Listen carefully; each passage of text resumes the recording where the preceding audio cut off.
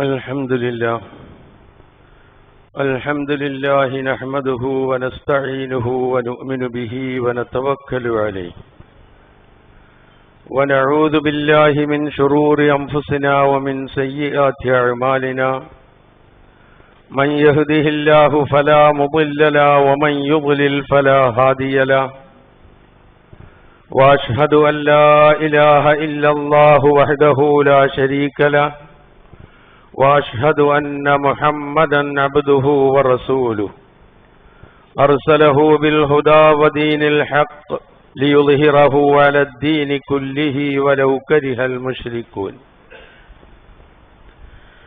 اللهم صل على محمد وعلى آل محمد كما صليت على إبراهيم وعلى آل إبراهيم وبارك على محمد وعلى آل محمد كما باركت على إبراهيم وعلى آل إبراهيم إنك حميد مجيد أما بعد فإن خير الكلام كلام الله وخير الهدي هدي محمد صلى الله عليه وسلم وشر الأمور محدثاتها وكل محدثة بدعة وكل بدعة ضلالة وكل ضلالة في النار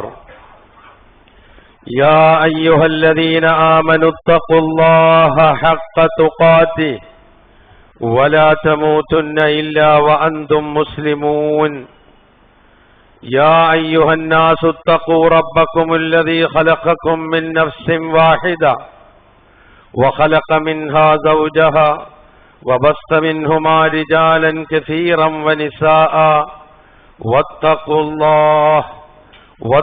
الله الذي تساءلون به والأرحام إن الله كان عليكم رقيبا يا أيها الذين آمنوا اتقوا الله وقولوا قولا سديدا يصلح لكم أعمالكم ويغفر لكم ذنوبكم ومن يطع الله ورسوله فقد فاز فوزا عظيما أعوذ بالله من الشيطان الرجيم بسم الله الرحمن الرحيم واتقوا يوما لا تجزي نفس عن نفس شيئا ولا يقبل منها عدل ولا تنفعها شفاعة ولا هم ينصرون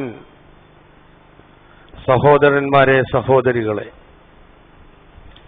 ജീവിതത്തിന്റെ നിഖില മേഖലകളിലും അള്ളാഹുവിന്റെ നിയമനിർദ്ദേശങ്ങൾ പാലിച്ചുകൊണ്ട് ജീവിക്കുവാൻ കൽപ്പിക്കപ്പെട്ടവരാണ് ഞാനും നിങ്ങളും എന്ന് ഉണർത്തുന്നു.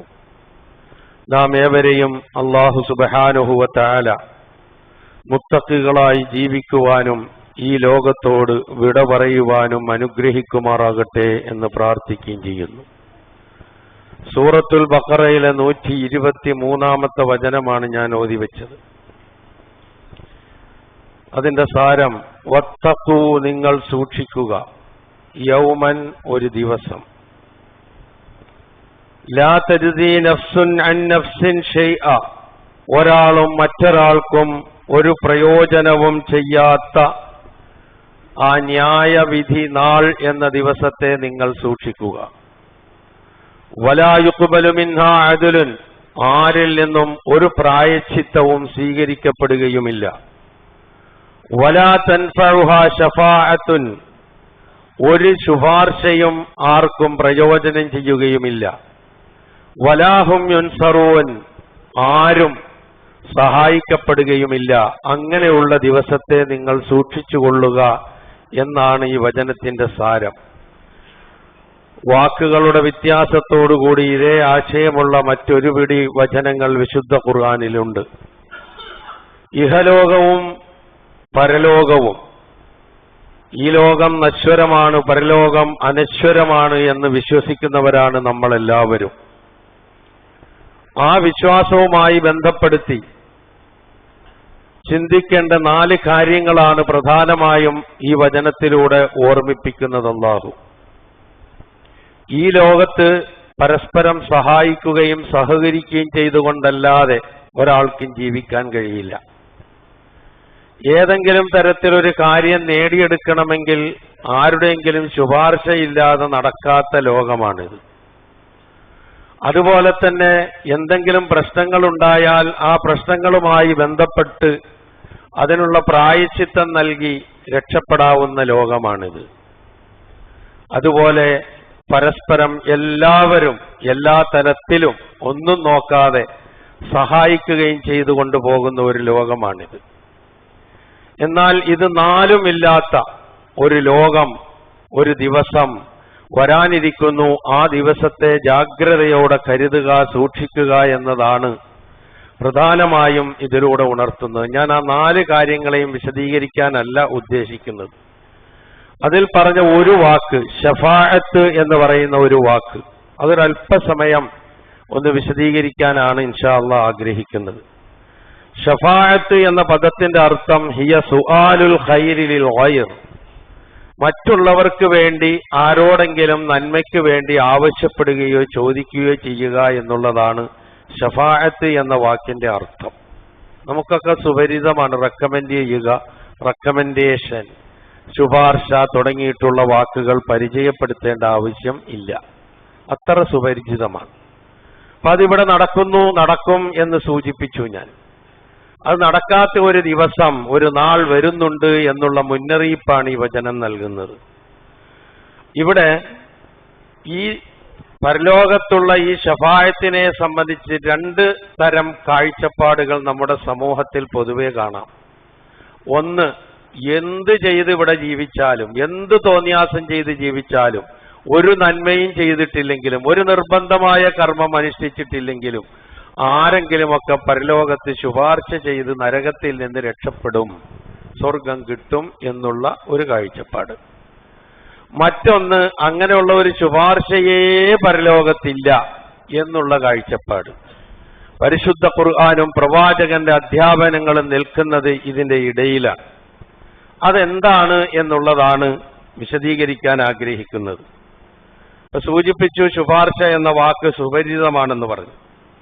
പരലോകത്ത് ശുപാർശ കൊണ്ട് എല്ലാം ആരെങ്കിലുമൊക്കെ രക്ഷപ്പെടുത്തിക്കൊള്ളും എന്നുള്ള ആ ധാരണയ്ക്ക്, ആ വിശ്വാസത്തിന്, ആ കാഴ്ചപ്പാടിന് യാതൊരു പിന്തുണയും ഖുർആനിലുമില്ല, ഹദീസിലുമില്ല. മറിച്ച് എന്താണുള്ളതെന്ന് നോക്കുക. അതിൽ ഒന്ന് നാം മനസ്സിലാക്കേണ്ടത്, ശഫാഅത്ത് ചെയ്യുന്നതിന് അള്ളാഹുവിന്റെ അനുവാദം വേണം എന്നുള്ളതാണ്.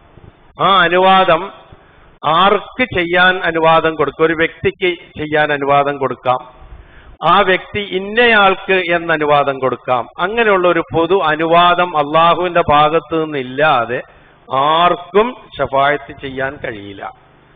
മൻ ദല്ലദീ യശ്ഫഉ ഇൻദഹു ഇല്ലാ ബിഇദ്നി, വളരെ പരിചിതമായ ആയത്തുൽ കുർസിയിലെ ഭാഗമാണത്. നമ്മളെപ്പോഴും പാരായണം ചെയ്യുന്നതാണ്, എല്ലാ ദിവസവും പാരായണം ചെയ്യേണ്ടതാണ് എന്ന് നമ്മളെ പഠിപ്പിച്ചിട്ടുള്ളതാണ്. നമ്മൾ ചെയ്യുന്നുണ്ടോ എന്നുള്ളത് വേറെ വിഷയം. മൻ ദല്ലദീ യശ്ഫഉ ഇൻദഹു ഇല്ലാ ബിഇദ്നി, അള്ളാഹുവിന്റെ അടുക്കൽ അവന്റെ അനുമതി ഇല്ലാതെ ശുപാർശ ചെയ്യാൻ ആരുണ്ട് എന്നാ ചോദ്യം. അതൊരു ചോദ്യമാണ്. ആരും ഇല്ല എന്നല്ല പറയുന്നത്, ആരുണ്ട് അള്ളാഹുവിന്റെ അടുക്കൽ അവന്റെ അനുവാദമില്ലാതെ ചോദ്യം ചെയ്യാൻ എന്ന് പറയുമ്പോൾ അനുമതി ഇതിന് ആവശ്യമാണ് എന്ന് വളരെ വ്യക്തമായി കാണാം. 2, ആർക്കാണോ ശഫാഅത്ത് ചെയ്യുന്നത്, അതുപോലെ തന്നെ ആർക്ക് വേണ്ടിയാണോ ശുപാർശ ചെയ്യുന്നത്, ആ വ്യക്തിയെ സംബന്ധിച്ച് അള്ളാഹു തൃപ്തി അടഞ്ഞിരിക്കണം. അതുപോലെ അവിടെയും അള്ളാഹുവിന്റെ അനുവാദം ബാധകമാണ്. സൂറത്തു താഹയിൽ അള്ളാഹു പറയുന്നുണ്ട്, യൗമഇദിൻ ലാ തൻഫഉ ശഫാഅത്തു ഇല്ലാ മൻ അദ്ന ലഹുർ റഹ്മാനു വറളിയ ലഹു ഖൗല. വളരെ കൃത്യമാണത്. യൗമഇദിൻ, അന്നേ ദിവസം, ലാ തൻഫഉ ശഫാഅ, ശഫാഅത്ത് ശുപാർശ പ്രയോജനപ്പെടുകയില്ല, ഇല്ലാ മൻ അദ്ന ലഹുർ റഹ്മാൻ, പരമകാരുണികനായ അള്ളാഹു അനുവദിച്ചവർക്കല്ലാതെ, വറളിയ ലഹു ഖൗല, ആരുടെ വാക്ക് അള്ളാഹു തൃപ്തിപ്പെടുകയും ചെയ്തിരിക്കുന്നുവോ അവർക്കല്ലാതെ. അപ്പൊ കാടടച്ചൊരു ശുപാർശ ഇല്ല എന്നുള്ള കാര്യം ഇതിൽ നിന്ന് വ്യക്തമാണ്. അതുപോലെ അള്ളാഹുവിന്റെ ദീനിനെ അവഹേളിക്കുകയും പുച്ഛിക്കുകയും തള്ളിക്കളയുകയും എന്തൊക്കെ തെളിവുകൾ നിരത്തിയാലും ദീനിനെ വിമർശിക്കുകയും സത്യനിഷേധം കൈമുതലാക്കി ജീവിക്കുകയും ചെയ്യുന്ന ആൾക്കാരെ സംബന്ധിച്ചിടത്തോളം ഒരാളുടെയും ശുപാർശയെ സംബന്ധിച്ച് ഒരു പ്രതീക്ഷ അവർക്കുണ്ടാകേണ്ടതില്ല എന്ന് അർത്ഥശങ്കയ്ക്ക് ഇടമില്ലാത്ത വിധം അള്ളാഹു സൂറത്തുൽ മുദ്ദസിറിലൂടെ പറഞ്ഞു തരുന്നുണ്ട്. ഫമാ തൻഫഉഹും ശഫാഅത്തു ശാഫിഈൻ, ഒരു ശുപാർശകന്റെയും ശുപാർശ അവർക്ക് പ്രയോജനം ചെയ്യുകയില്ല. അത് മുച്ചൂടും സത്യനിഷേധം കൈമുതലാക്കിക്കൊണ്ട് ജീവിക്കുന്നവരെ സംബന്ധിച്ച് പറഞ്ഞതാണ്. അതുപോലെ നാം മനസ്സിലാക്കേണ്ട മറ്റൊരു കാര്യം, ഷഫാഅത്തിന്റെ അധികാരം അള്ളാഹുവിന് മാത്രമാണ്. എല്ലാറ്റിന്റെയും അധികാരം അള്ളാഹുവിന് മാത്രമാണ്. അന്ന് കുല്ലി മനിൽ മുൽക്കുൽ യൗം, ഇന്നത്തെ അധികാരം ആർക്കാണ്? ഈ ദിവസത്തെ ലില്ലാഹിൽ വാഹിദിൽ ഖഹാർ, വാഹിദും ഖഹാറുമായ അള്ളാഹുവിന് മാത്രമാണ് അന്നത്തെ അധികാരം. അപ്പോൾ അതിൽ നിന്ന് ഏതായാലും ശുപാർശ വിട്ടുപോകൂല. അതുകൊണ്ട് ശുപാർശയ്ക്കുള്ള അധികാരവും പൂർണ്ണമായ അധികാരവും അള്ളാഹുവിനാണ്. ഖുർആൻ പറയുന്നു, ഖുൽ, പറയുക പ്രവാചകരെ, ലില്ലാഹി ശഫാഅത്തു ജമീഅ, എല്ലാ ശുപാർശയ്ക്കുമുള്ള അവകാശം അള്ളാഹുവിനാണ്. കാരണം ലഹു മുൽക്കുസ് സമാവാതി വൽ അർള് സുമ്മ ഇലൈഹി യുർജഊൻ, അവനാണ് ആകാശങ്ങളുടെയും ഭൂമിയുടെയും ആധിപത്യം, അവനിലേക്കാണ് അവർ മടക്കപ്പെടുകയും ചെയ്യുന്നത്. അതുകൊണ്ട് അള്ളാഹുവിന് മാത്രമാണ് എന്നുള്ളതാണ്. അത് ഇതിന് തൊട്ടു മുമ്പുള്ള വചനം, ഇത് സൂറത്തു സുമറിലെ 44-ാമത്തെ വചനമാണ് എങ്കിൽ 43-ാമത്തെ വചനം അള്ളാഹു ഒരു ചോദ്യം ഉന്നയിച്ചുകൊണ്ടാണ് ഈ മറുപടി പറയുന്നത്. ചോദിക്കുന്നത് എന്താണെന്നറിയുമോ? അമിത്തഖദൂ മിൻ ദൂനില്ലാഹി ശുഫആ, അള്ളാഹുവിനെ കൂടാതെ അള്ളാഹുവിന് പുറമെ അവർ ശുപാർശക്കാരെ സ്വീകരിച്ചിരിക്കുകയാണോ എന്നാ പറഞ്ഞു കൊടുക്കു പ്രവാചകരെ. അവലൗ കാനൂ ലാ യംലികൂന ശൈഅൻ വലാ യഖിലൂൻ, ആരെയാണോ ശുപാർശക്കാരായി നിശ്ചയിക്കപ്പെടുന്നത് അവരൊന്നും അധീനപ്പെടുത്താത്തവരും അവർ ഒന്നും ചിന്തിക്കാത്തവരുമാണെങ്കിൽ പോലും അവരുടെ ശുപാർശ കിട്ടുമെന്നാണോ അവർ വിചാരിക്കുന്നതെന്ന് ചോദിക്കുക എന്ന് പറഞ്ഞതിന് ശേഷമാണ് പറയുന്നത് ഖുല്ലില്ലാഹി ശഫാഅത്തു ജമീഅ, മുഴുവൻ ശുപാർശയുടെയും അവകാശം അള്ളാഹുവിന് മാത്രമാകുന്നു എന്ന് പറയുന്നു. അപ്പൊ ഇതിൽ നിന്നൊക്കെ നമുക്ക് മനസ്സിലാക്കാൻ കഴിയുന്ന കാര്യം, ആരുടെ ശുപാർശ സ്വീകരിക്കണം, ആർക്ക് വേണ്ടി ശുപാർശ ചെയ്യണം, ആർക്കു വേണ്ടിയുള്ള ശുപാർശ സ്വീകരിക്കപ്പെടണം എന്നൊക്കെ തീരുമാനിക്കാനുള്ള അവകാശം ലില്ലാഹി ഫഖത്ത്, അള്ളാഹുവിന് മാത്രമാണ്. വേറെ ആർക്കും അതിൽ ഒരു ഇടപെടലും കഴിയില്ല. പ്രവാചകന്മാർക്ക് ഇടപെടാൻ കഴിയില്ല, മലക്കുകൾക്ക് ഇടപെടാൻ കഴിയില്ല, സത്യവിശ്വാസികൾക്ക് ഇടപെടാൻ കഴിയില്ല, സജ്ജനങ്ങൾ എന്ന് പറയുന്ന ആളുകൾക്ക് ഇടപെടാൻ കഴിയില്ല. ഒരാൾക്കും അതിൽ ഇടപെടാൻ കഴിയുകയേ ഇല്ല എന്ന് നമ്മൾ ദൃഢമായി വിശ്വസിക്കുമ്പോൾ ഇനിയാണ് ചില കാര്യങ്ങൾ നമ്മൾ മനസ്സിലാക്കേണ്ടത്. അതുകൊണ്ട് എന്ത് വേണം? ശഫാഅത്ത് അള്ളാഹുവിനോട് തന്നെ ചോദിക്കണം. അതിന്റെ ആ ചോദ്യത്തിന്റെ ഫലം എന്നുള്ള നിലയിൽ അത് പരലോകത്ത് ലഭിക്കാനുള്ള അർഹത നേടിയെടുക്കുക എന്നുള്ളതാണ്. ഒരു ശുപാർശകനും അത് ആരായിരുന്നാലും, നബി ആയിരുന്നാലും ആരായിരുന്നാലും ശരി, സ്വീകരിക്കപ്പെടൂല എന്നുള്ളതിന് എത്രയോ തെളിവുകൾ നമ്മുടെ മുമ്പിലുണ്ട്. മഹാനായ പ്രവാചക തിരുമേനി സല്ലല്ലാഹു അലൈഹി വസല്ലമ വ്യക്തമാക്കിയ കാര്യങ്ങളുണ്ട് നമ്മുടെ മുമ്പിൽ. അതോടൊപ്പം തന്നെ നമ്മൾ ഒരു സംഭവം മാത്രം അവിടെ നടക്കുന്നത് ഒരു ഉദാഹരണമായി നമുക്കൊന്ന് മനസ്സിലാക്കാൻ ശ്രമിക്കാം. അത് മറ്റാരുമല്ല, മഹാനായ ഖലീലുല്ലാഹി ഇബ്രാഹിം നബി അലൈഹിസ്സലാത്തു വസ്സലാമാണ്. ഇബ്രാഹിം നബി അലൈഹിസ്സലാത്തു വസ്സലാം തന്റെ പിതാവായ ആസറിനെ ഖിയാമത്ത് നാളിൽ കണ്ടുമുട്ടുന്ന ഒരു രംഗം ഹദീസുകളിൽ രേഖപ്പെടുത്തിയിട്ടുണ്ട്. ഒരു വല്ലാത്ത രംഗമാണത്. ഒരു പ്രവാചകൻ തന്റെ പിതാവിനെ കണ്ടുമുട്ടുന്ന രംഗം. അങ്ങനെ കാണുമ്പോൾ തന്റെ പിതാവിന്റെ മുഖം ആകെ കരുവാളിച്ചാണ് ഇരിക്കുന്നത്, പൊടി പുരണ്ടാണ് ഇരിക്കുന്നത്. അങ്ങനെയാണല്ലോ വരിക. വുജൂഹു യൗമഇദിൻ അലൈഹാ ഗബറ തർഹഖുഹാ ഖതറ ഉലൈക ഹുമുൽ കഫറത്തുൽ ഫജറ എന്ന് അബസവത്തവല്ലയുടെ അവസാന ഭാഗത്ത് പറഞ്ഞ രൂപത്തിൽ മുഖം ആകെ പൊടി പിടിച്ച് അതുപോലെ തന്നെ കരുവാളിച്ച മുഖവുമായിട്ടാണ് കാണുക സ്വന്തം പിതാവിനെ. ആ അവസ്ഥ ഒരു നിമിഷം ഒന്ന് ആലോചിച്ചു നോക്ക്. ആ സന്ദർഭത്തിൽ ഇബ്രാഹിം നബി ചോദിക്കും ആദറിനോട്, ഞാൻ കൊണ്ടുവന്ന സന്ദേശം, ഞാൻ പറഞ്ഞ തത്വം അത് ധിക്കരിച്ചുകൊണ്ട് ജീവിക്കരുത് എന്ന് അങ്ങയോട് ഞാൻ പറഞ്ഞിരുന്നില്ലേ? ഒരു ചോദ്യമാണ് പിതാവിനോട്. അപ്പൊ ആദറിന്റെ മറുപടി, ഫൽ യൗമല അഴ്സീക്, ഈ ഇന്നത്തെ ദിവസം ഏതായിരുന്നാലും ഞാൻ നിന്നോട് എതിർ ചെയ്യുകയില്ല, നിന്നോട് ഞാൻ ധിക്കാരം കാണിക്കില്ല, അനുഭവിക്കുകയാണ്. ആ സന്ദർഭത്തിൽ നമുക്കുമുണ്ട് പിതാക്കന്മാർ, നമ്മളും കണ്ടുമുട്ടുമല്ലോ അവരെയൊക്കെ പരലോകത്ത്. ഏറ്റവും നല്ല നിലയിൽ കണ്ടുമുട്ടുവാൻ അള്ളാഹു അനുഗ്രഹിക്കുമാറാകട്ടെ. നമുക്ക് പ്രാർത്ഥിക്കാം. ഈ മറുപടി കേൾക്കുമ്പോൾ ഒരു പുത്രന്റെ മനസ്സ്,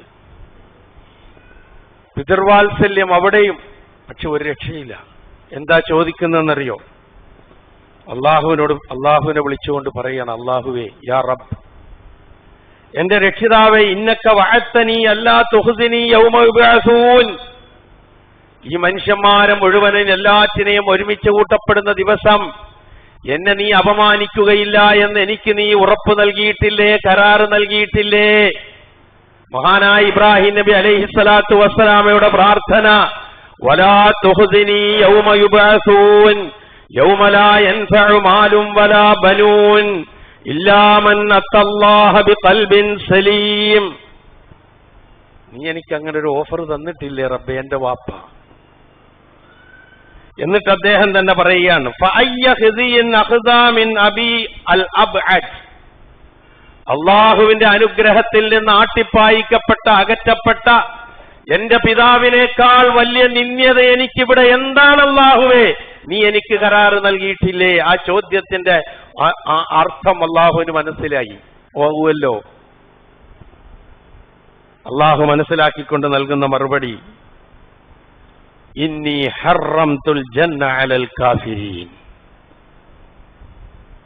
ആരുടെ പിതാവാകട്ടെ, മക്കളാകട്ടെ, ഭാര്യയാകട്ടെ, ഇണകളാകട്ടെ, ബന്ധുമിത്രാദികളാകട്ടെ, ആരുമായിക്കൊള്ളട്ടെ, സത്യനിഷേധികൾക്ക് ഞാൻ സ്വർഗം നിഷിദ്ധമാക്കിയിരിക്കുന്നു. ആ മറുപടിയാണ് ഇബ്രാഹിം നബിക്ക് കിട്ടുന്നത്. ഇബ്രാഹിം നബിക്ക് പോലും കിട്ടുന്നത്. നമ്മളൊക്കെ ഇങ്ങനെ ചുറ്റി നടന്ന് സാധാരണക്കാരായ ആൾക്കാർ എങ്ങനെ ജീവിച്ചാലും വേണ്ടില്ല, ഇന്ന ആൾക്കാരുടെ ശുപാർശ ഉണ്ടെങ്കിൽ നമുക്ക് രക്ഷപ്പെടാമെന്ന് പറഞ്ഞു കൊടുക്കുമ്പോൾ പറയുന്നവർ ചിന്തിക്കേണ്ടതുണ്ട്. അത് കേൾക്കുമ്പോൾ അത് അങ്ങോട്ട് വിഴുങ്ങുന്നവർ ആലോചിക്കേണ്ടതുണ്ട് ഈ രംഗമൊക്കെ. എന്നിട്ടോ അവസാനം അള്ളാഹുവിന്റെ കാരുണ്യം, ഒരല്പ കാരുണ്യം അവൻ അവിടെ കാണിക്കുക. നരകത്തിൽ നിന്ന് രക്ഷിക്കുകയല്ല, സ്വർഗത്തിൽ കടത്തുകയല്ല, മറിച്ച് എന്താണ് അള്ളാഹു ചെയ്യുന്നതെന്നറിയോ? ഇബ്രാഹിം നബിയോട് പറയുന്നു, യാ ഇബ്രാഹിം മാ തഹ്ത റിജ്ലൈക്, നിന്റെ കാലിന്റെ അടിയിൽ എന്താണെന്ന് നോക്ക് എന്ന് പറയും. അപ്പൊ ഇബ്രാഹിം നബി അലൈഹിസ്സലാത്തു വസ്സലാം നോക്കുമ്പോൾ ചോര പുരണ്ട്, ശരീരത്തിൽ മുഴുവൻ അഴുക്ക് പുരണ്ട ഒരു കഴുതപ്പുലിയെയാണ് തന്റെ കാലിന്റെ അടിഭാഗത്ത് കാണുന്നത്, താഴ്ഭാഗത്ത് കാണുന്നത്. ആ കഴുതപ്പുലിയെ അങ്ങനെ തന്നെ കാലിൽ പിടിച്ച് വലിച്ച് നരകത്തിലേക്ക് എറിയപ്പെടുന്ന കാഴ്ച. സ്വന്തം പിതാവിന്റെ ശരീരം അങ്ങനെ നരകത്തിലേക്ക് പോകുന്നത് കണ്ട് ഇബ്രാഹിം നബിക്കൊരു പ്രയാസമുണ്ടാകണ്ട എന്ന് കരുതിയായിരിക്കാം അള്ളാഹു ആ ഒരവസ്ഥ അവിടെ സംജാതമാക്കിയെന്ന് മാത്രമേ അതിനെക്കുറിച്ച് പറയാൻ കഴിയുള്ളൂ. അങ്ങനെ ആലോചിച്ച് കാട് കയറാനല്ല ഞാൻ പറയുന്നത്. അതല്ലേ അതിന്റെ അവസ്ഥ എന്ന് ചിന്തിച്ചു നോക്കും. നമ്മുടെ എളിയ ബുദ്ധി കൊണ്ട് ചിന്തിച്ചു നോക്കുമ്പോൾ ഇതാണ് അവസ്ഥയെങ്കിൽ പിന്നെ ആരെയാണ് രക്ഷപ്പെടുത്തുക? മുഹമ്മദ് നബി ഫാത്തിമ റളിയല്ലാഹു അൻഹയോട് പറഞ്ഞതൊക്കെ നമുക്കറിയാം. അതാണ് അവസ്ഥ എന്ന് നാം തിരിച്ചറിയുക. അതുപോലെ ഇങ്ങനെ മറ്റുള്ളവരെ ആരാധിക്കുകയും വിളിച്ചു പ്രാർത്ഥിക്കുകയും അവർക്ക് എല്ലാം അർപ്പിച്ചുകൊണ്ട് ജീവിക്കുകയും ചെയ്യുമ്പോൾ അങ്ങനെ ചെയ്യുന്നവരുടെ ഒരു ന്യായീകരണം വിശുദ്ധ ഖുർആൻ നമ്മളോട് പറഞ്ഞു തരുന്നുണ്ട്. വയഅ്ബുദൂന മിൻ ദൂനില്ലാഹി മാ ലാ യദുർറുഹും വലാ യൻഫഉഹും വയഖൂലൂന ഹാഉലാഇ ശുഫആഉനാ ഇൻദല്ലാഹ്. ഖുർആനാണ് പ്രിയമുള്ളവരെ ഈ പറയുന്നത്, ഇത് കഥകളല്ല. സൂറത്ത് യൂനുസിലെ 18-ാമത്തെ വചനമാണത്. അള്ളാഹുവിന് പുറമെയുള്ളവരെ അവർ ആരാധിക്കുന്നു, അവർക്ക് ഉപകാരം ചെയ്യാത്തത്, ഉപദ്രവം ചെയ്യാത്തതിനെ അവർ ആരാധിക്കുന്നു. എന്തിനെന്ന് ചോദിച്ചാൽ ഇന്ന് നമ്മളുടെയൊക്കെ നാട്ടിലെ സാധാരണക്കാരായ മനുഷ്യരും അവർക്ക് നേതൃത്വം കൊടുക്കുന്ന പൗരോഹിത്യവും ഒക്കെ പറയുന്ന ഒരു വാക്കുണ്ട്. അവരോട് ഞങ്ങൾ പ്രാർത്ഥിക്കുന്ന രണ്ട് കാര്യങ്ങളാണ്. ഖുർആൻ അതെടുത്ത് ഉദ്ധരിച്ചിട്ടുണ്ട്. ഒന്ന്, ഇവർ അള്ളാഹുവിന്റെ അടുക്കൽ ഞങ്ങളുടെ ശുപാർശക്കാരായിരിക്കും എന്നുള്ളതാണ്. മറ്റൊന്ന് പറയുന്നത് എന്താ? ഞങ്ങളെ അള്ളാഹുവിന്റെ അടുക്കലേക്ക് അടുപ്പിക്കാൻ വേണ്ടിയിട്ടാണ് ഞങ്ങളിത് ചെയ്യുന്നത്, അല്ലാതെ അവർ അള്ളയാണെന്ന് വിശ്വസിച്ചിട്ടൊന്നുമല്ല എന്ന് പറയുകയും അത് കേൾക്കുകയും ചെയ്യുന്നവരാണ് നാം. എന്തേ വിശുദ്ധ ഖുർആനിലെ ഈ വചനങ്ങൾ നമ്മൾ കാണാതെ പോകുന്നു? ഇവർ അള്ളാഹുവിന്റെ അടുക്കൽ ഞങ്ങളുടെ ശുപാർശക്കാരാണെന്ന് പറഞ്ഞുകൊണ്ടാണ് ഇത് ചെയ്യുന്നത് എന്ന് പറഞ്ഞിട്ട് സൂറത്ത് യൂനുസിലെ 18-ാമത്തെ വചനത്തിൽ അള്ളാഹു ഒരു ചോദ്യം ചോദിക്കുന്നു. അതുനബ്ബിഊനല്ലാഹ ബിമാ ലാ യഅലമു ഫിസ് സമാവാതി വലാ ഫിൽ അർദ് സുബ്ഹാനഹു വ തആല അമ്മാ യുശ്രികൂൻ. ആകാശങ്ങളിലും ഭൂമിയിലുമുള്ള സർവ്വതും അറിയുന്ന അള്ളാഹുവിനെ സംബന്ധിച്ച് ഇങ്ങനൊരു അറിവ് അള്ളാഹുവിനില്ല എന്നുള്ള നിലയിൽ അള്ളാഹുവിനെ പഠിപ്പിച്ചു കൊടുക്കുകയാണോ നിങ്ങൾ? അള്ളാഹുവിന് കാര്യങ്ങൾ വിശദീകരിച്ചു കൊടുക്കുകയാണോ നിങ്ങൾ? ചോദ്യം വല്ലാത്ത ചോദ്യമാണത്.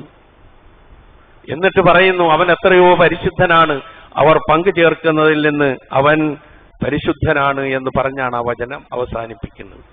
ഇതില്ല എന്നാണ് ഇത് ഈ രൂപത്തിൽ ഉണ്ടാവില്ല എന്ന് തന്നെയാണ് പറയുന്നത്, അല്ല മറ്റൊന്നല്ല. അള്ളാഹുവിന്റെ അനുമതിയില്ലാതെ അനുവാദമുള്ളവർക്കല്ലാതെ പരലോകത്ത് ശുപാർശയില്ല. ആ ശുപാർശ ഉണ്ട്, അത് ലഭിക്കണം. ആ ലഭിക്കണമെങ്കിൽ ചില സ്വഭാവങ്ങൾ അല്ലെങ്കിൽ ചില കാര്യങ്ങൾ നമ്മൾ ശ്രദ്ധിക്കേണ്ടതുണ്ട് എന്നാണ് അതുമായി അടുത്ത് ഉണർത്താനുള്ള കാര്യം. മറ്റൊന്നുമല്ല, ഏറ്റവും മർമ്മപ്രധാനമായിട്ടുള്ളത് ലാ ഇലാഹ ഇല്ലല്ലാഹ് എന്നത് ആത്മാർത്ഥമായി മുഖ്ലിസായി ഇഖ്ലാസോടുകൂടി ഖൽബിൽ ഉറപ്പിച്ചുകൊണ്ട് അത് പ്രഖ്യാപിക്കുകയും അതിനനുസരിച്ച് ജീവിക്കുകയും ചെയ്യുക എന്നുള്ളതാണ് ഒന്നാമത്തെ സ്വഭാവം. അവർക്കതിന് അർഹതയുണ്ട് എന്ന് പഠിപ്പിക്കുന്നു അള്ളാഹുവിന്റെ റസൂൽ സല്ലല്ലാഹു അലൈഹി വസല്ലം. ഒരിക്കൽ അബൂ ഹുറൈറ റളിയല്ലാഹു അൻഹു പറയുകയാണ്, അദ്ദേഹത്തിന്റെ സദസ്സിൽ വെച്ച് പ്രവാചകനോട് ചോദിക്കപ്പെട്ടു, അള്ളാഹുവിന്റെ റസൂലെ, മൻ അസ്അദുൻ നാസി ബി ശഫാഅതിക യൗമൽ ഖിയാമ, ഖിയാമത്ത് നാളിൽ അങ്ങയുടെ ശുപാർശയ്ക്ക് ഏറ്റവും അർഹതയുള്ള സൗഭാഗ്യവാൻ ആരാണ് എന്ന് ചോദിച്ചു. ആ ചോദ്യം കേട്ടപ്പോൾ നബി സല്ലല്ലാഹു അലൈഹി വസല്ലമ അബൂ ഹുറൈറയെ വിളിച്ചുകൊണ്ട് പറഞ്ഞു, അബൂ ഹുറൈറ, ഹദീസിനോടുള്ള നിന്റെ അത്യാർത്തിയും അത്യാഗ്രഹവും നിമിത്തം ഇതുപോലുള്ള ചോദ്യം നിന്നിൽ നിന്നാണ് ഞാൻ പ്രതീക്ഷിച്ചിരുന്നത്, നീ ചോദിക്കുമെന്നായിരുന്നു ഞാൻ വിചാരിച്ചിരുന്നത്. പക്ഷേ മറ്റൊരാളിൽ നിന്ന് ചോദ്യം വന്നുപോയി, ആ ചാൻസ് നിനക്ക് നഷ്ടപ്പെട്ടു. എങ്കിലും ആ ചോദ്യത്തിന് ഞാൻ മറുപടി പറയുകയാണെന്ന് പറഞ്ഞുകൊണ്ട് പ്രവാചക തിരുമേനി സല്ലല്ലാഹു അലൈഹി വസല്ലം പറഞ്ഞു, അസ്അദുൻ നാസി ബി ശഫാഅതി യൗമൽ ഖിയാമ മൻ ഖാല ലാ ഇലാഹ ഇല്ലല്ലാഹ് ഖാലിസൻ മിൻ ഖൽബിഹി ഔ നഫ്സി. ഖിയാമത്ത് നാളിൽ എന്റെ ശുപാർശയ്ക്ക്, റസൂൽ പറയാണ് ബിശഫാഅതി, എന്റെ ശുപാർശയ്ക്ക് ഖിയാമത്ത് നാളിൽ സൗഭാഗ്യം ലഭിക്കുന്ന ആള് ലാ ഇലാഹ ഇല്ലല്ലാഹ് ഖാലിസായി പറഞ്ഞവനാണ്, പ്രഖ്യാപിച്ചവനാണ്. ഞാനും നിങ്ങളുമൊക്കെ പ്രഖ്യാപിച്ചവരല്ലേ ലാ ഇലാഹ ഇല്ലല്ലാഹ്? ഈ പറഞ്ഞ നിബന്ധനയുണ്ടോ അതിൽ? ഖാലിസൻ ബി ഖൽബിഹി ഔ നഫ്സിഹി എന്നാണ് ഹദീസ്. അതിനർഹത നേടാൻ നമ്മൾ ശ്രമിക്കുക, എങ്കിൽ ആ ശുപാർശയ്ക്ക് അർഹത കിട്ടൂ എന്നാണ് പറഞ്ഞതിന്റെ അർത്ഥം. അങ്ങനെയുള്ളവർക്കേ അനുവാദം ലഭിക്കൂ. നിസ്കരിക്കാതെ, നോമ്പ് പിടിക്കാതെ, സക്കാത്ത് കൊടുക്കാതെ, ഹജ്ജ് ചെയ്യാതെ സർവ്വ തോന്നിയാസങ്ങളും ചെയ്ത് ജീവിച്ചിട്ട് ആണ്ടിലൊരിക്കലോ വർഷത്തിലൊരിക്കലോ ഏതെങ്കിലും ഒരാളിനെ തൃപ്തിപ്പെടുത്തിയാൽ അയാളുടെ ശുപാർശയിലൂടെ എല്ലാം കഴിച്ചിലായി എന്ന് വിചാരിക്കുന്ന മനോഭാവമുണ്ടല്ലോ, ആ മനോഭാവം എന്നോ തിരുത്തപ്പെടേണ്ടതാണ്. ആ മനോഭാവം മാറ്റിവെച്ച് കാര്യങ്ങൾ വസ്തുനിഷ്ഠമായി പോയില്ലെങ്കിൽ വലിയ അപകടമുണ്ടാവും. ഇനി ഇത് പ്രഖ്യാപിക്കുക മാത്രമല്ല, രണ്ടാമത് പ്രവാചകൻ പറയുന്നത്, അത് പ്രഖ്യാപിക്കുന്നതോടൊപ്പം തന്നെ ശിർക്കിന്റെ ലാഞ്ചനയില്ലാതെ മുവഹിദായി ജീവിക്കണം. അപ്പോ ഒരു സംശയം, എങ്ങനെ ലാ ഇലാഹ ഇല്ലല്ലാഹ് പറയുന്നവന് ശിർക്കുണ്ടാവുക? ഉണ്ടാകുന്നുണ്ട്, നിഷേധിക്കാൻ പറ്റില്ല. അള്ളാഹുവിന്റെ റസൂലിന്റെ വചനങ്ങൾ ശ്രദ്ധിക്കുക. പ്രവാചകൻ പറയുന്നു, ഏതൊരു പ്രവാചകനും ഉത്തരം ലഭിക്കുന്ന ഓരോ പ്രാർത്ഥന അള്ളാഹു നൽകിയിട്ടുണ്ട്, അല്ലെങ്കിൽ ഓരോ പ്രാർത്ഥന നൽകിയിട്ടുണ്ട്. ആ പ്രാർത്ഥനയ്ക്കൊക്കെ ഉത്തരം അള്ളാഹു നൽകിയിട്ടുമുണ്ട്. എല്ലാ പ്രവാചകന്മാരും ഇഹലോകത്ത് വെച്ച് തന്നെ ആ പ്രാർത്ഥന പ്രാർത്ഥിച്ച് അതിന്റെ കാര്യങ്ങൾ നേടിപ്പോയി. എന്നാൽ ഞാനാകട്ടെ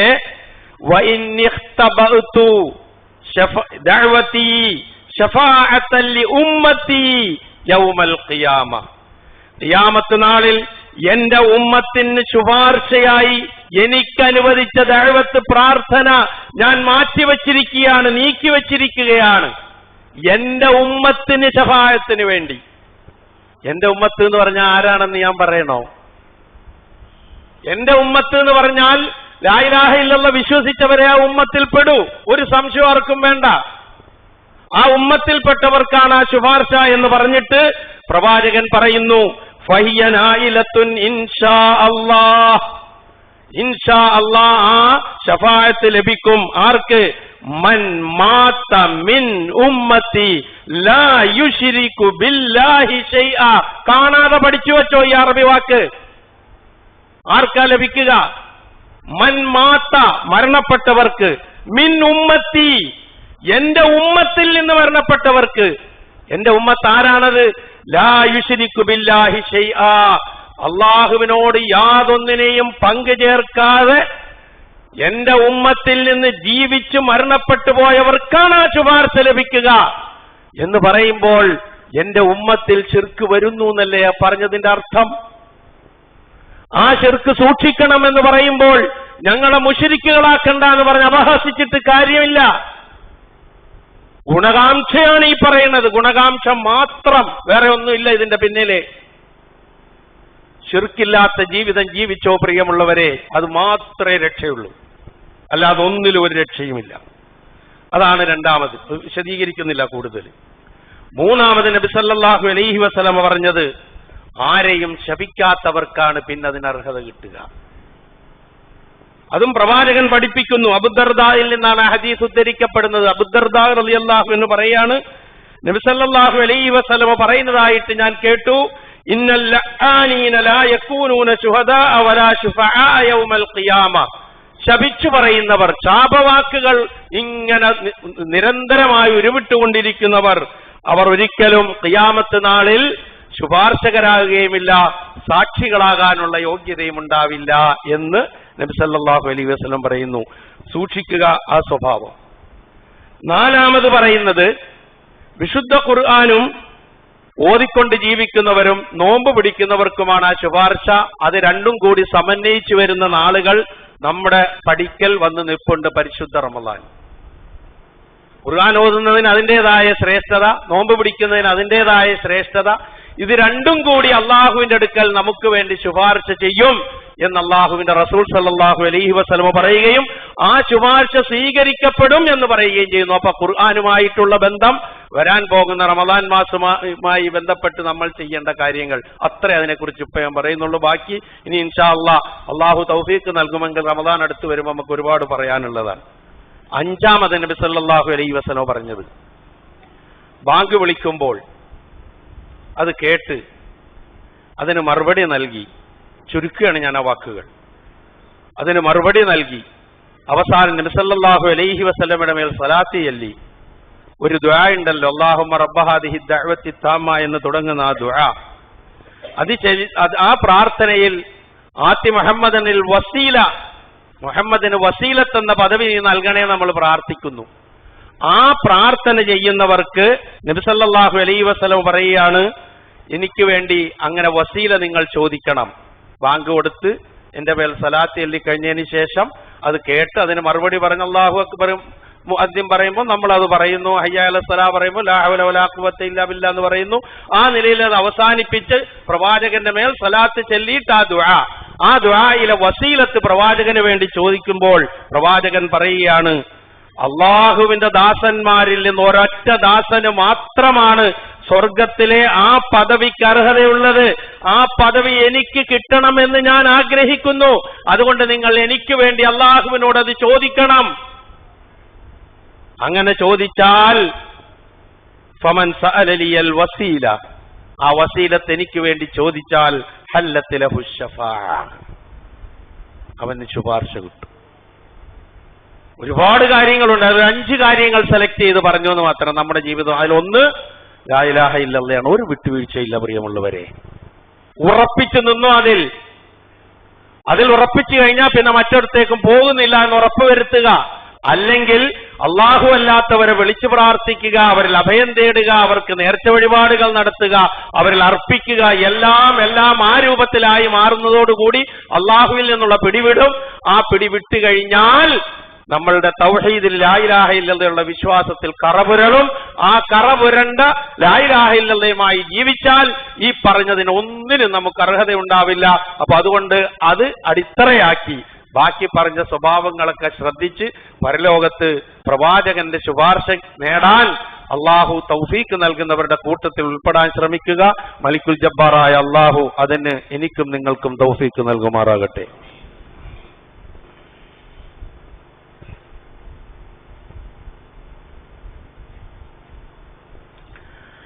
الحمد لله الذي هدانا لهذا وما كنا لنهتدي لولا أن هدانا الله والصلاة والسلام على أشرف الأنبياء والمرسلين وعلى آله وصحابه ومن تبعهم بإحسان إلى يوم الدين أما بعد اتقوا الله عباد الله. ഒരിക്കൽ കൂടി അള്ളാഹുവിന്റെ ആജ്ഞാനുവർത്തികളായി ജീവിക്കാൻ ഞാൻ ഉണർത്തുന്നു. നാം പ്രതീക്ഷിച്ചതിലും അപ്പുറം ചൂട് കഠിനമായി കൊണ്ടിരിക്കുകയാണ്. സാധാരണ മഴ പെയ്യാൻ തുടങ്ങുമ്പോൾ അലർട്ടുകൾ പ്രഖ്യാപിക്കാറുണ്ട് കാലാവസ്ഥയുമായി ബന്ധപ്പെട്ട ആൾക്കാർ. ഇപ്പൊ ചൂടുമായി ബന്ധപ്പെട്ട അലർട്ടുകളാണ് പ്രഖ്യാപിച്ചുകൊണ്ടിരിക്കുന്നത്. ഏതാണ്ട് 12ഓളം ജില്ലകൾ, നമ്മുടെ ഈ ജില്ല ഉൾപ്പെടെ 12ഓളം ജില്ലകൾ യെല്ലോ അലർട്ടാണ് ഇന്ന് കാലാവസ്ഥ വകുപ്പിൽ നിന്ന് പുറത്തു വന്നിട്ടുള്ള കാര്യം. എന്ന് പറഞ്ഞാൽ അസഹനീയമാണ് ചൂട്. ഫാനിട്ടാലും AC ഇട്ടാലും ഒന്നും നമുക്ക് ആ ഒരു നല്ല ഒരവസ്ഥ ലഭിക്കുന്നില്ല. അള്ളാഹു അലം എന്താണ് ഈ അവസ്ഥയ്ക്ക് കാരണം? കാരണങ്ങൾ നമ്മളൊക്കെ തന്നെയാണ്, അല്ലാതെ എന്താണ്? ഞാനും നിങ്ങളൊക്കെ തന്നെയാണ് ഇതിന് കാരണക്കാർ. എല്ലാം തകിടം മറിഞ്ഞുകൊണ്ടിരിക്കുകയാണ്, അല്ലെങ്കിൽ തകിടം മറിച്ചുകൊണ്ടിരിക്കുകയാണ്. നീതി എന്ന് പറയുന്ന ബോധം അത് പൂർണ്ണമായും സമൂഹത്തിൽ നിന്ന് നിഷ്കാസനം ചെയ്യപ്പെട്ട അവസ്ഥയാണുള്ളത്. നീതിപീഠങ്ങളിൽ നിന്ന് പോലും വല്ലാത്ത വിവേചനം, അതുപോലെ തന്നെ അക്രമങ്ങൾ, അരാജകത്വങ്ങൾ, സ്ത്രീകളോട് കാണിക്കുന്ന മോശമായ സമീപനങ്ങൾ, സാമ്പത്തിക രംഗത്തെ ഒരുപാട് കൊള്ളരുതായ്മകൾ എന്ന് തുടങ്ങി എണ്ണി പറഞ്ഞാൽ ഇങ്ങനെയുള്ള കാരണങ്ങൾക്കൊക്കെ അള്ളാഹു കൃത്യമായി പറഞ്ഞ ഒരു കാര്യമാണ് വഹറൽ ഫസാദ് ഫിൽ ബർരി വൽ ബഹരി ബിമാ കസബത്ത് ഐദിൻ നാസ്. എന്ത് ഫസാദ് കുഴപ്പമുണ്ടായാലും ശരി, നമ്മളുടെ കേരളം എന്ന് പറഞ്ഞാൽ ഖൈറുള്ള, മുമ്പ് ഞാൻ പറഞ്ഞിട്ടുണ്ട്, ഖൈറുള്ള എന്ന് വിശേഷിപ്പിക്കപ്പെടുന്ന നാടാണ്. എന്നുവെച്ചാൽ മഴ വേണ്ട സമയത്ത് മഴ, ചൂട് വേണ്ട സമയത്ത് ചൂട്, അത് മിതമായ ചൂട്, തണുപ്പ് വേണ്ട സമയത്ത് തണുപ്പ്, മിതമായ തണുപ്പ്, ഇതൊക്കെ ആസ്വദിച്ചുകൊണ്ട് ജീവിച്ച ഒരു നാട് എന്നുള്ള നിലയിലാണ് ആ രൂപത്തിൽ അതിനെ വിശേഷിപ്പിക്കപ്പെട്ടത്. ഇന്നതൊക്കെ മാറി.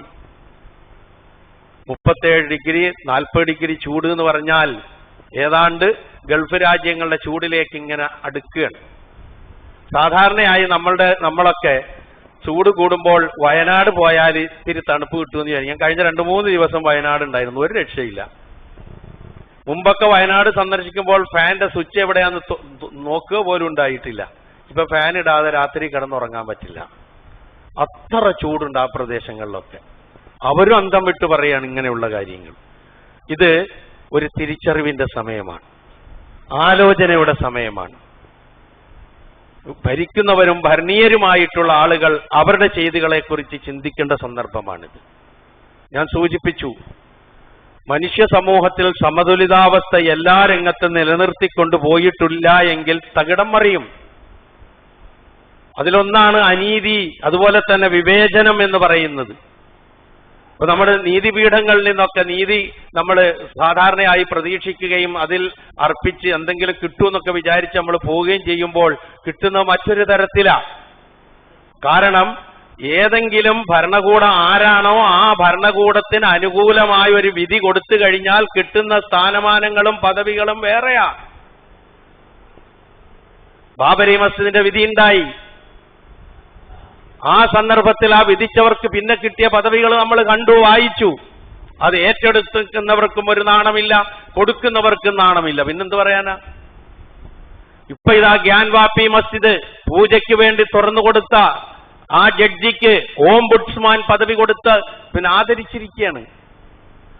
അപ്പൊ ബാക്കിയുള്ളവർ ഇത് കാണുമ്പോൾ ഇതെന്താ ഞങ്ങൾക്ക് പുളിക്കുവോ? ഇത് അതുകൊണ്ട് ജനം എവിടെ കിടക്കട്ടെ, നാടെവിടെ കിടക്കട്ടെ, ജനം എങ്ങോട്ടെങ്കിലും പോകട്ടെ, ഞങ്ങൾക്ക് കിട്ടണം ദീപസ്തംഭം മഹാചര്യം എന്നുള്ള ഒരു ചിന്ത ആ രംഗത്ത് പോലും. ഇങ്ങനെ എല്ലാം തകിടം പറയുമ്പോൾ പ്രകൃതിയിലെ നിയമങ്ങളും ഇങ്ങനെ മറിഞ്ഞുകൊണ്ടിരിക്കും. മാറണം, മാറ്റണം. അപ്പോൾ അള്ളാഹു അതിനനുസരിച്ചുള്ള മാറ്റമുണ്ടാകും. വിശ്വാസികളായ നമ്മെ സംബന്ധിച്ചിടത്തോളം പടച്ചവനോടല്ലാതെ ഇതിന് പരിഹാരം പറയാൻ നമ്മുടെ മുമ്പിൽ ആരുമില്ല.